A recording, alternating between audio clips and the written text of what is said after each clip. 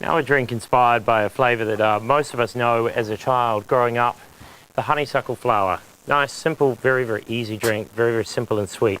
Again, it's a cocktail that is served, shaken and up. So we begin, of course, with chilled glassware.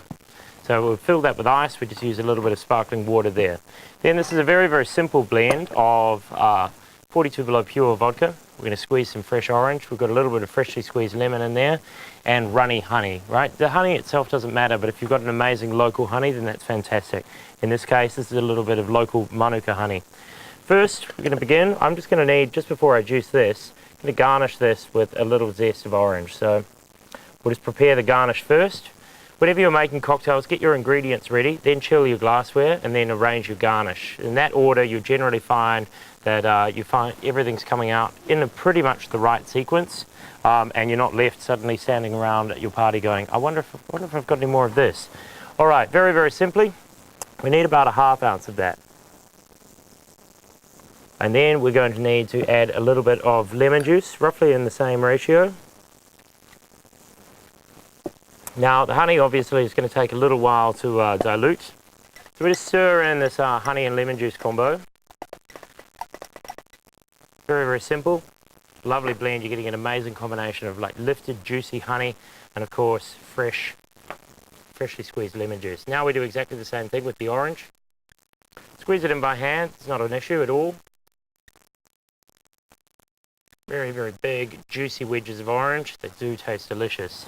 And then finally, the most important ingredient is going to be a healthy measure of vodka. Again, this is basically a twist on this sort of your sour combination of drinks. Take our chilled glass, give that a quick flick. Again, because we're outdoors, you pretty much throw it over your shoulder. It's a great look.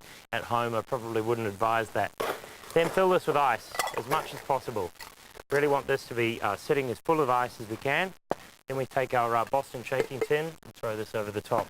We want to shake this up as much as possible because we've got 3 ingredients: honey, lemon juice, orange juice, all of which have totally different consistencies. So a good hard shake is going to combine those and make it as delicious as possible. So if you're using a lot of citrus and a lot of juices, depending on who it's for. If it's for yourself, you can pretty much fire away. But you may just like to do this old bartender's trick. Take a straw, put your hand over the end, give it a quick test, and then hopefully, as I'm about to do, pronounce it delicious. If you find it's a little too tart, add a little more honey. If you find it's too sweet, which it almost certainly won't be, just squeeze in a little more citrus juice.